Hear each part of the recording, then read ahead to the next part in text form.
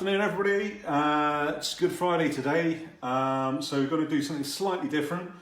Finished RV155 yesterday, from the Opus 9 set. What a cracking piece! Just really good. One of the interesting things about looking at this set of parts is it only survives in the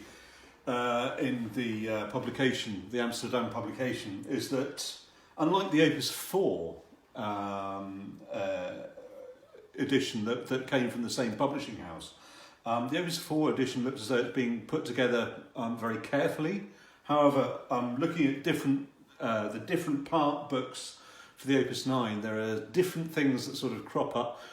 It looks as though different people have been responsible for different part books because they have a different way of grouping certain groups of notes together, etc., etc. Also, I think possibly there are some errors in this set. For instance, in the slow movement, the accompaniment is given to the bottom line to the violas and the next line up to the second violins. Relatively unusual, I would probably say.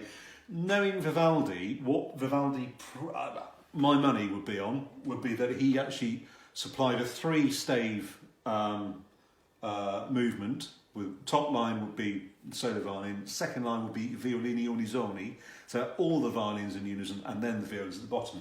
Also, a couple of funny things in the last movement that I have a hunch were engraved in error, but I've sorted those out. So that's that. As it's Good Friday, as I say, we're going to do something slightly different.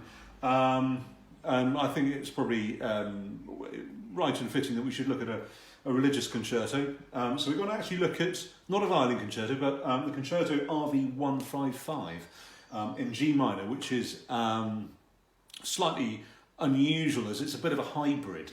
It's a 4-movement concerto.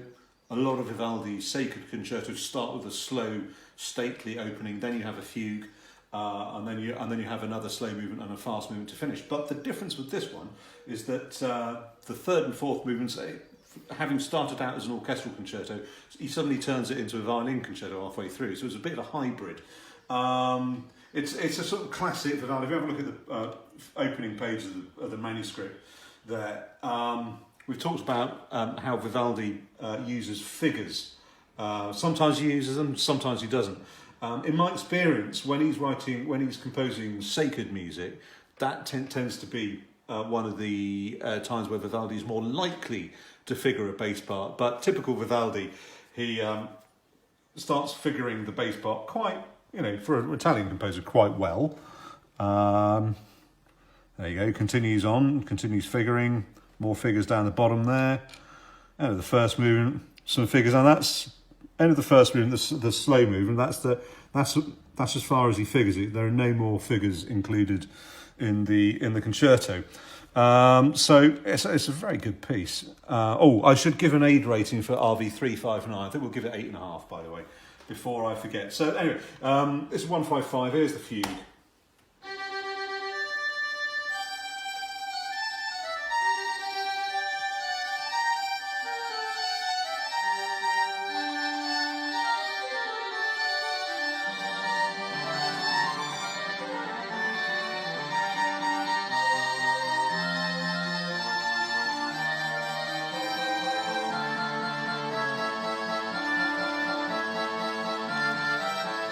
So there you go.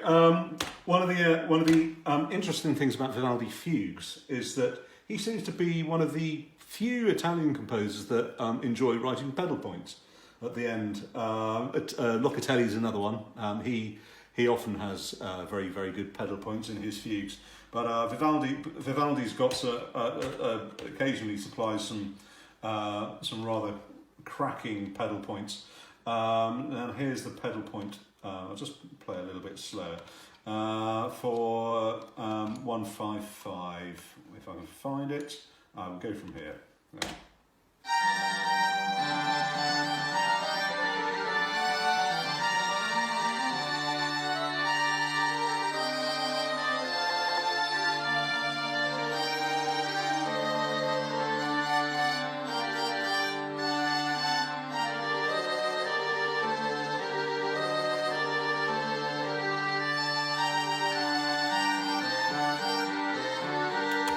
There you go. It was musical as ever from my computer. Anyway, there you go. We'll finish that today, and I think we'll take a proper Easter weekend, so we'll see you on Tuesday. All right, cheers, have a good one.